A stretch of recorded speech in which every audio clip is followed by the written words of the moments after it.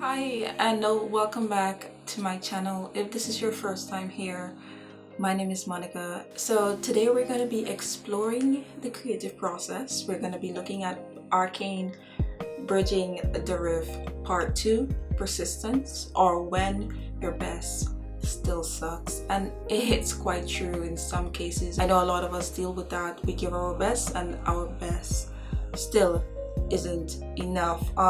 In part one, if you have not seen it, I suggest you check it out. We left off whereby Christian got some bad news on the storyline. So the consensus was that it was not satisfactory or enough to produce. It wasn't solid. So we're gonna go into part two. We're gonna check this out, see how they resolve this issue or any other thing that came up during this process. And let's just get into it, guys. It's like sometimes I feel like a band manager. Like, guys, you're doing whatever you want, but I want you on stage at this time for the concert and the gig, and they're always on time at the end. So you have to trust them.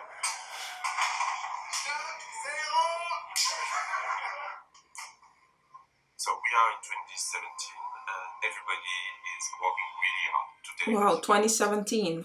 Wow. Then we had a discussion with Riot explaining to us that They're we're not not happy with happy. the script, the 2 and the 3. At the end of the call, we were like, we have really said that. I think we have misunderstood them. When we arrived in LA, and then it was. Imagine you put thousands of hours of work into a production, and then the company comes and tell you, hey, we don't like the script, we don't like the story, when you've already or almost already produced the content. Yo, that is too much. Hey guy, yes, we want to do a pause on the production, put everything on hold. We're like, oh my gosh, that was true.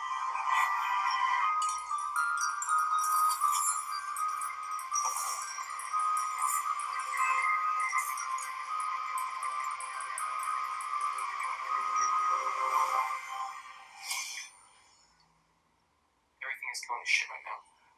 I guess that was pretty much at the point where they had drafted together a couple of scripts and sort of a show bible for the entire Jane. season.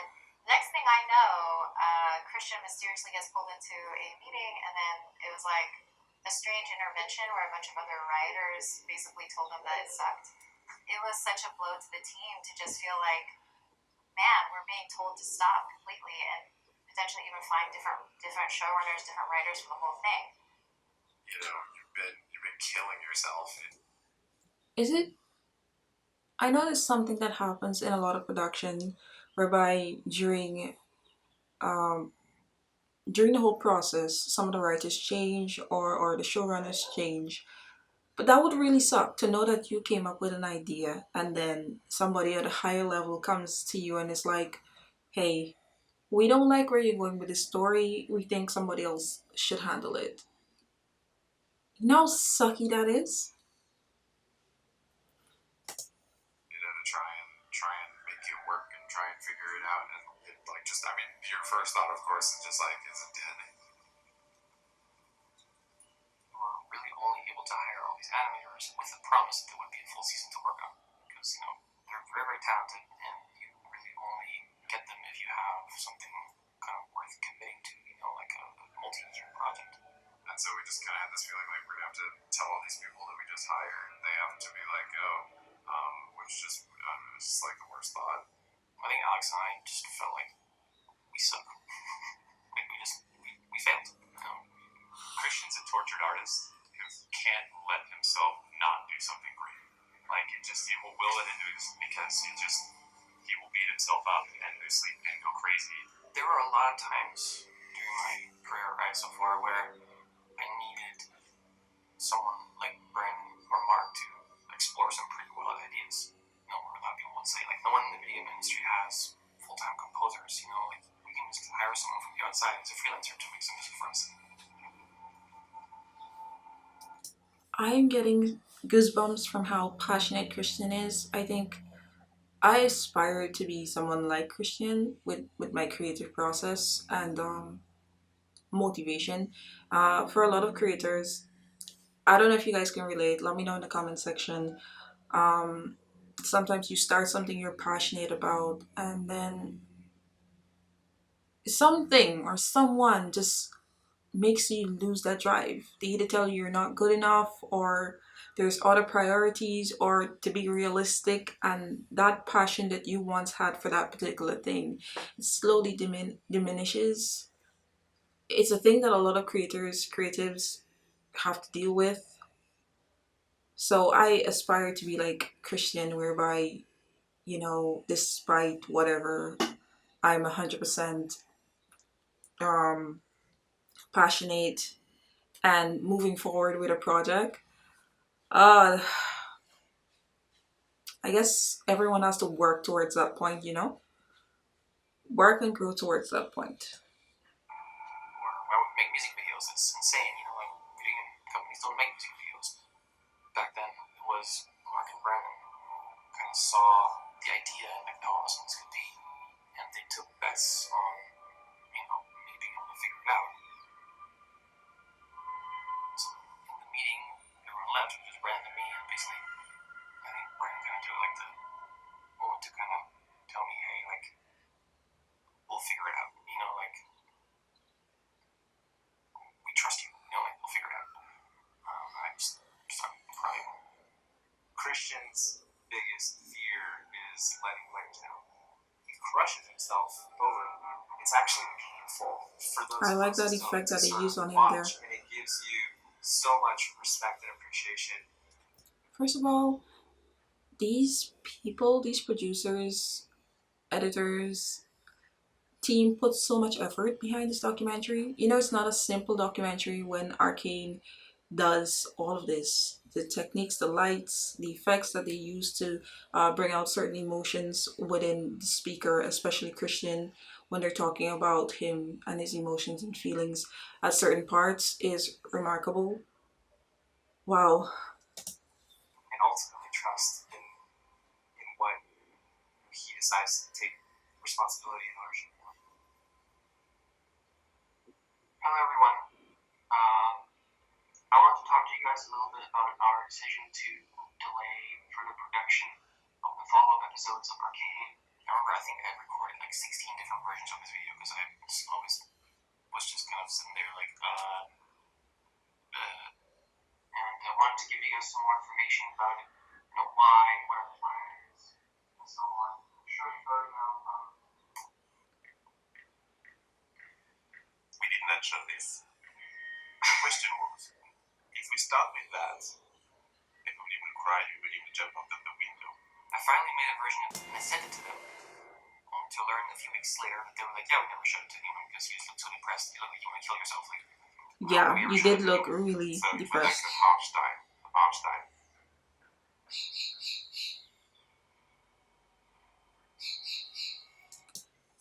I find it very fascinating. I have these birdies around my area and they love to sing. I'm sorry if I just briefly cut off the video, but in every single video, it doesn't matter morning, afternoon, late evening, they're always singing and they always fly around like right next to my bedroom window, and they just like lurk right around there, which I find is so weird. It's like they're mocking me every single time.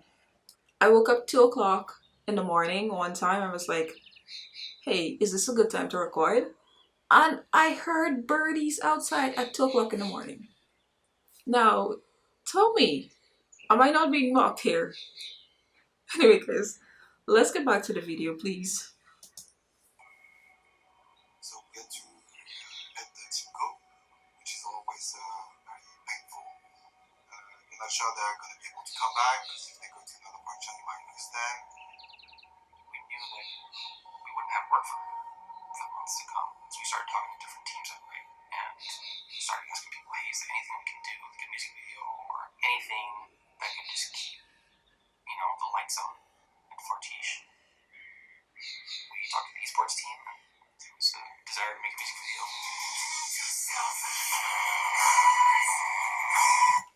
I have not reacted to this one yet. Oh my gosh. Oh well.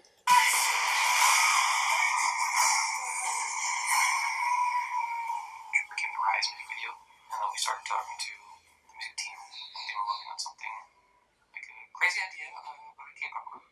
About a K-pop group? Wait. Madison Beer, G-Idol. Never seen this one either. I will have to do a reaction to that as well.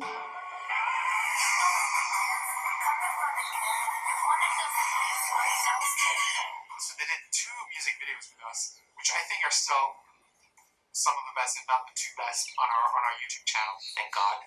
Alex and I are shit at our jobs because if we hadn't taken that extra time to develop the story, the Katie Pulsar's music video and the Rise music video would have never happened.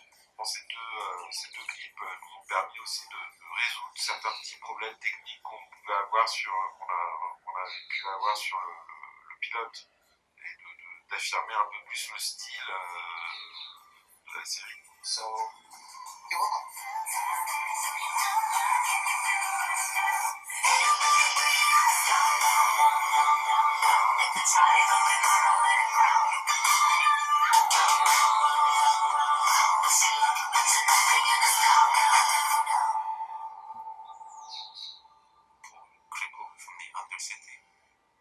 Is that Victor?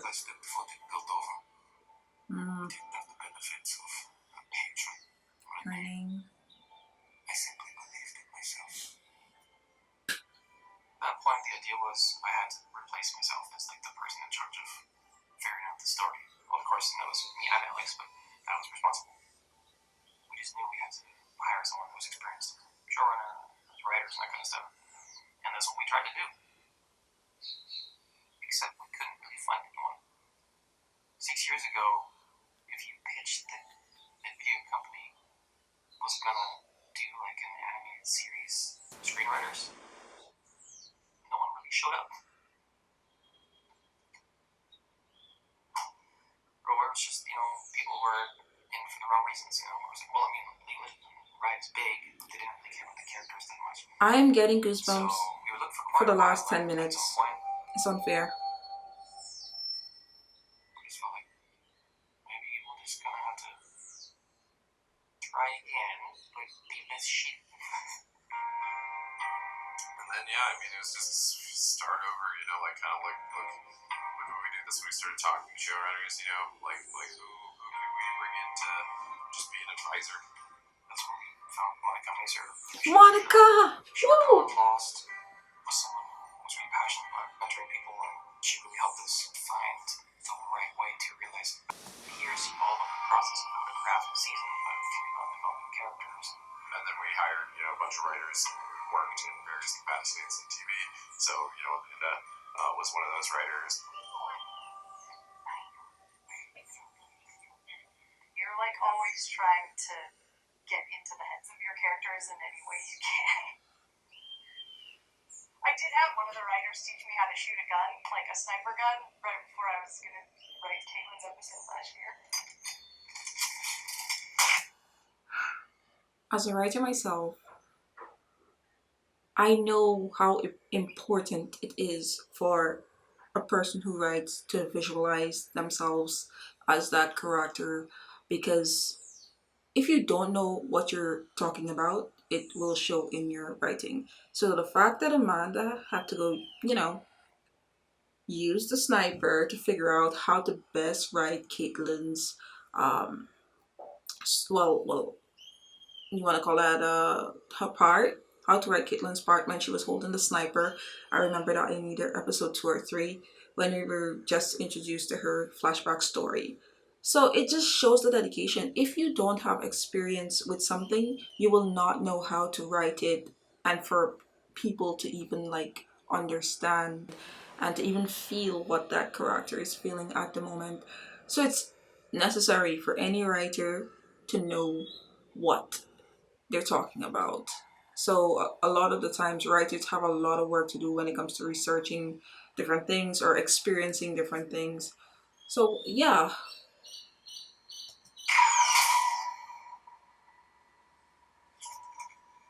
We're in my house, and I have a little office here where I do my writing. kitchen. Into my nook. I have these lights I turn on at night to sort of inspire me. That is such a nice, simple space. Very practical. They'll have scripts that they'll send over to you as kind of an example of their work. And Amanda, I think with hers, it was comic book video game scientist, and her story was about future world where we colonize the moon. And I was like, this seems like it could be a good fit for us.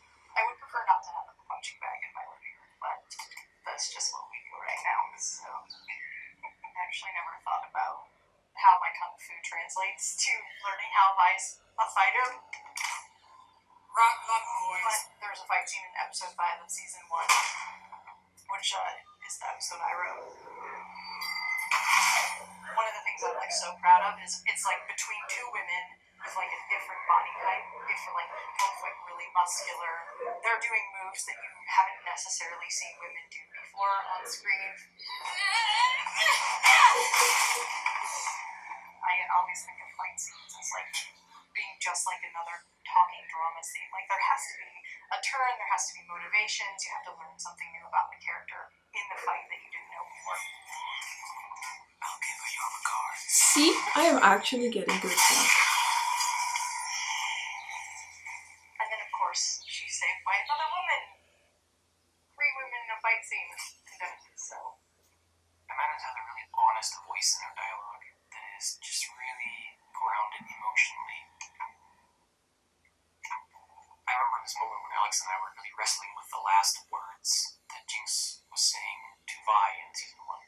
And then like Amanda took the script and solved it in like, I don't know, an hour. I thought maybe you could love me like you used to. Even though I'm... Do we really have to go back to the scene?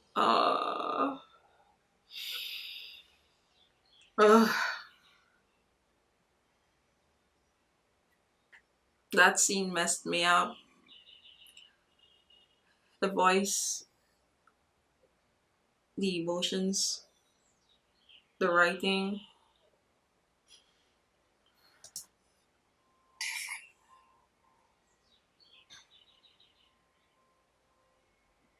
You changed too. So, here's to the new us. Amanda just wrote that, and Alex and I were just like, yep, that's it. And we just couldn't do that, you know? I think the biggest change from the way that we were looking at it before was it was very plot heavy, right? It's very focused on kind of like, what's the problem that has to get solved? Who's going to fight who? What I think most improved after kind of working with these writers was sort of like the emotional story for the characters. I'm quite proud of the cold open too, the like whole beginning of the season with the bridge.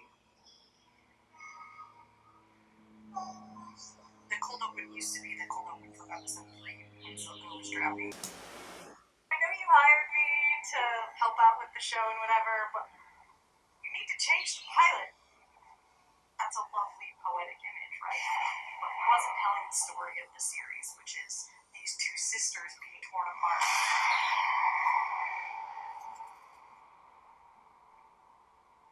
That's when I came in as taking this big role with the idea of becoming a multi-game developer and a multi-game publisher, which on its own is a really difficult challenge to go from that one head to multiple games.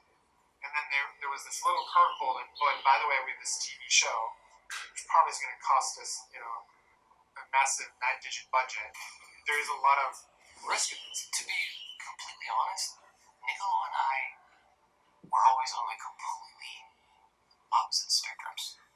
He's a business person. He's someone who's just extremely smart in like a rational way. He doesn't really let himself get carried away by like his emotions or like by his own personal attachment to anything. And I'm the opposite. I always have opinions. I'm always, emotionally attached to the stuff that I work on. I'm an artiste, I guess. Christian, actually, I remember bringing him in my office to say, hey, we've decided if we're gonna fund you for a full season, get done the pilot. And I told him like we're not gonna fund a full season for Arcane. And then I told him like I think it's really important you understand why. Because you and I can be on a different page, but it's very important you understand where I'm coming from. And the reason I'm not going to validate you to move to a full season is because I'm going to allow you to move to multiple seasons. And so I kind of trolled him a bit. You pulled a bit of a prank. And I think he was really pissed at me for this. So yeah, definitely occasionally trust it to develop Arcane the way that Fortiche and our team at Riot needed to do, which was not the easy way, but like really this like pursuit of like, hey, this is what we think our audience wants. It's ambitious and crazy, but we need you to trust us, and he did. You need to stay committed to players because nothing's going to be easy. There will be many moments where you want to give up. I know Christian went through this multiple times. We went through this multiple times. You need to have the grit and the courage to continue for players. As we were looking at trying to scale up more, we had season 1 in production, and we started to think about how we're going to do the first development of season 2 at the same time. That's when we started looking for someone to help figure out the production scale a little more. It was tough. Listen, the amount of people a part of this project, I can't stress enough how incredible, how incredible. So many amazing, intelligent, brilliant minds, creative minds came to create something like this. Because we couldn't find the right culture fit. A lot of people kind of shied away from like, hey, this isn't normal TV, this isn't normal animation. I think I'm just gonna go, insert any animation studio out there, right? But finally, one time I got connected with a woman named Melinda Dilger. Hey guys, come on in. Welcome to Casa de Dilger. Head of production. COVID. This is Willie Nelson. He's the boss of Arcane right here. He's in all the meetings. He loves it. That's such a cute dog. Yes. I just love talking to her. She had such a warm energy. And she just also had experience. Like, I mentioned some of the issues that we were dealing with, and she seemed unfazed by it. This is where all my meetings happen. It's very exciting. This is where I burn off my energy. And I got that when I worked on Mary Poppins Returns. Wow. Which is kind of cool. Yeah. I remember sitting down, all of the stakeholders, and I think I literally told them, you better not fix this up. I like her, she's awesome. If you fix this up, I'm going to kill you. I was producing by the time I was 24. That was when I was really young. I worked on Darkwing Duck. That was my very first animated show to be on as a production assistant. I was working on Goof Troop, Aladdin. I won an Annie Award. That's kind of a big deal right here. This is very proud of this. Very nice. I know whenever people tell me that, like, oh my gosh, I watched that as a child. I'm like, oh, I'm so old. It's okay. It's okay. Now everybody looks at me and they say, we're so glad we have somebody with so much experience on the show, which really equates to old, but it's okay. I can take it. Riot's a very young company. Alright, I think you've had enough. Yeah, the team health when I first started wasn't so great. Everyone was like,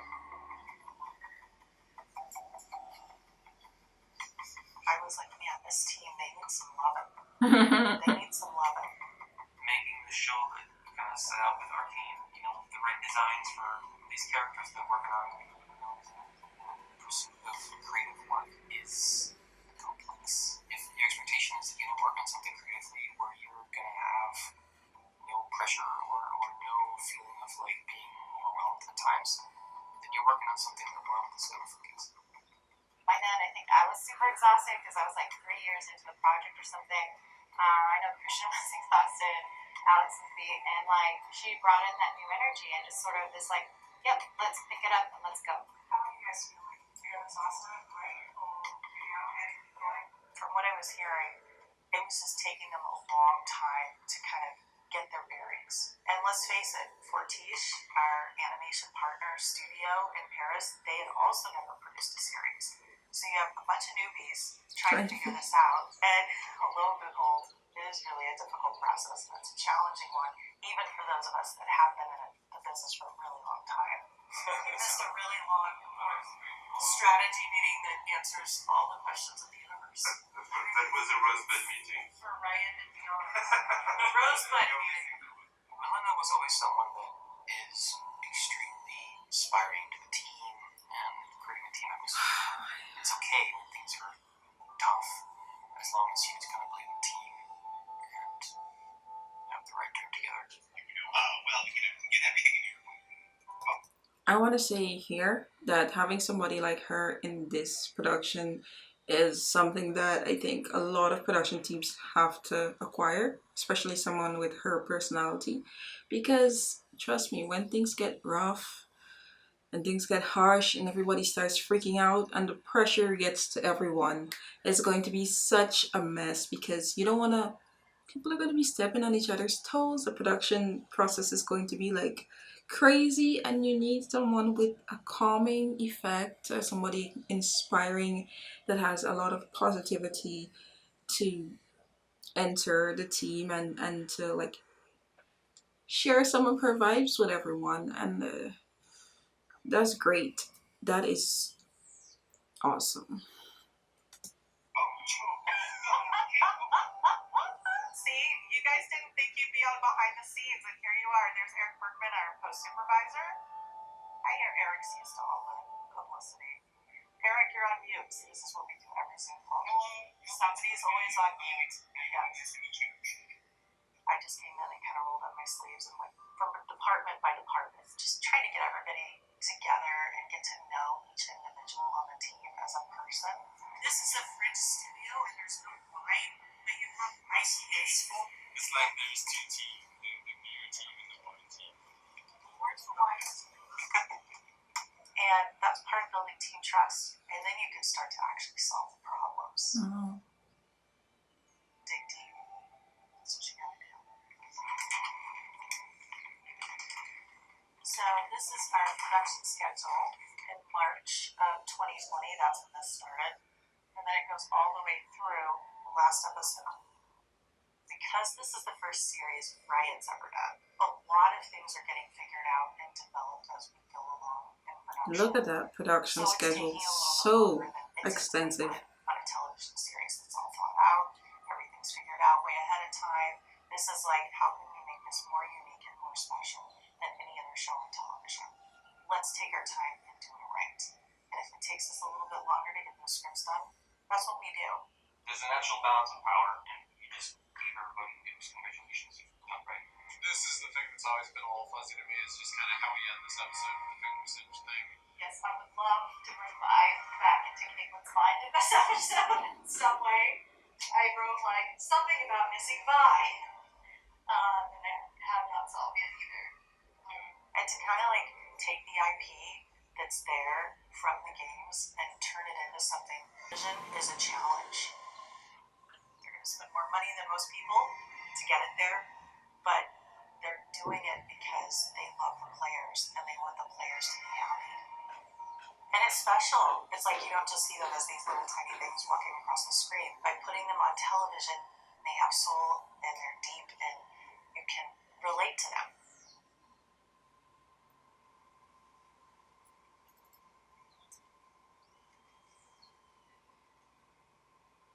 One of the biggest questions we had though was, can this be sustained over 6 hours? Will people watch something like this and fall into the immersion of the animation? Trust me, we did.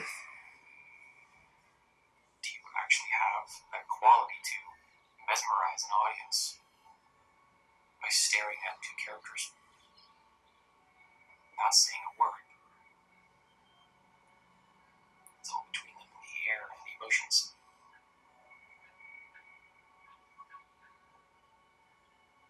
We all want to take animation to this place of mature drama, Mm-hmm. subtlety and nuance, style, and elevation. But it doesn't exist, and I think we together can do it.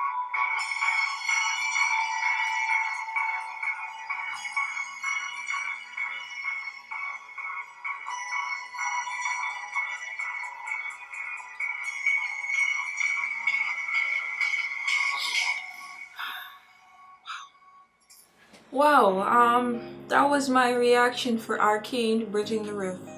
Part 2, Persistence, or When Your Best Still Sucks. Now, I feel like in part 1, I've learned a lot. In part 2, I continue to learn more. This one was a little bit heavier, because you're digging up emotions from people who have gone through this process, gone through the stress of it, the pressure of it. Some people might even face depressions of it. So I don't know. Just even seeing Christian when they at the starting of this episode, this part when they said that the storyline wasn't good and he was so depressed and trying to formulate words that wasn't too depressing or too negative to the other team members. I feel so connected to this process, and I know a lot of you who have watched Arcane Bridging the Rift feel connected to the process. It's really great to see how they reflect this creative documentary. Part 2 really hit me, man. Part 2 really hit me.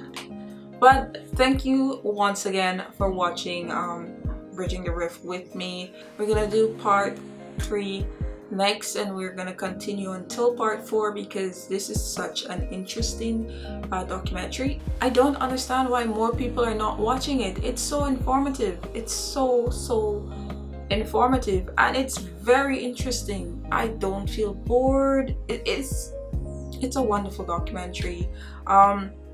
I'm on the road to 500 subs. I'm so excited for this YouTube journey. Please consider subscribing to my channel.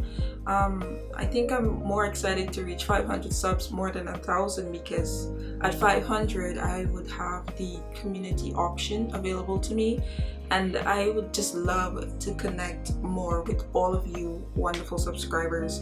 So help me get to 500 subs, please, and leave your thoughts in the comment section about part 2, Persistence, and don't forget to give this video a huge thumbs up. The more likes, the more interactions, the more people get to see this video, the more people get to see my channel, and the bigger the channel gets. So I am so happy to do the Arcane reactions. Thanks once again, and until next time.